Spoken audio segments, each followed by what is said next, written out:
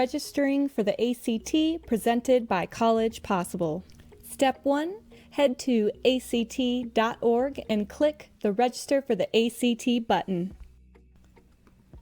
If you already have an account, you can sign in. Otherwise, you can create a My ACT account by clicking here. Select the one that applies to you and fill in the required fields to create your ACT account. Once you put in all your information, you'll verify your ACT account creation by text or email. Once you sign in, it takes you to your dashboard. Under the Prepare for the ACT section, click Register for the ACT. Up opens a window saying what you're going to need to register. You're going to need about 30 minutes, a credit card, voucher, or a fee waiver from CP, your high school grades and courses, and a photo to upload to your profile. Ready? Click Begin Registering. This video walks you through how to register for a test in the US. So we'll be clicking in the US. The next prompt is if you require accommodation or EL assistance. Work with your coach or your counselor at your school if you do. Today I'll be selecting none. Our test option is going to be the full ACT with writing. It automatically chooses a test date or testing location near me. You can always change this if you need to. And when you scroll down, you'll see the available dates and the available locations. I'm going to be selecting the April 17th date at Concordia Academy. I'll put Add to Cart. Next, your shopping cart screen pops up. This is where you can view what you've selected as well as put in your voucher or fee waiver if you got one from CP. If you did, then instead of saying the subtotal as an amount, it'll say $0 here. The next page is extra ACT prep, but since I know I have the Princeton Review with College Possible, I'm going to not select anything and head to the next page.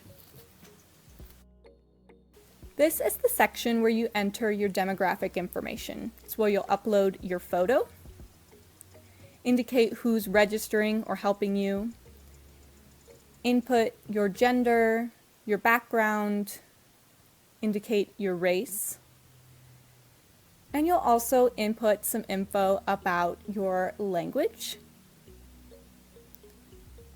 and some information on your parents and guardians. Finally, the last section here is the Educational Opportunity Service, or the EOS. It's so colleges and other institutions can share opportunities with you based on your responses during this registration process. Read through and decide for yourself if you'd like to opt in, and then click Save and Continue. If you opted into EOS, you'll fill out the high school resume fields, and then click Save and Continue. Next are the directions to mark your status for every high school course and your grades. You'll mark them either as have taken or are taking, have not taken but will prior to graduation, and have not taken and will not take. For courses you're currently taking, you'll enter no grade. Other courses that you've taken, you'll enter your final grade. Be sure to read the bit here on the GPA reported to colleges, as well as indicate the number of years you've done each subject. I'll show you each of the subjects listed and an example of how to enter your responses. For English, I took it, so I enter my grade, which was a B. However, for the other hand, since I'm in 11th grade and I'm currently taking English, I enter no grade. The subjects are English, math, natural sciences, social studies,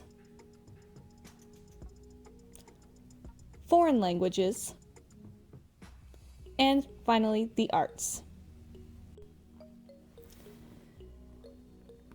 This section on college plans is if you opted into EOS, it's what colleges will use to help meet your needs. The sections are get help paying for college, your possible career and major, your needs and interests at college, and finding the right college for you.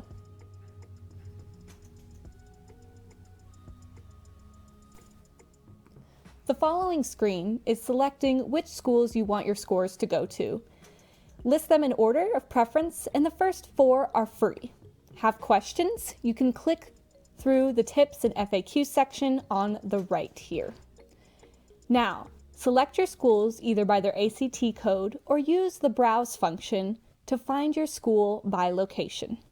As you can see, I'm searching in the state of Minnesota, and I'm going to be sending my scores to Concordia University in St. Paul.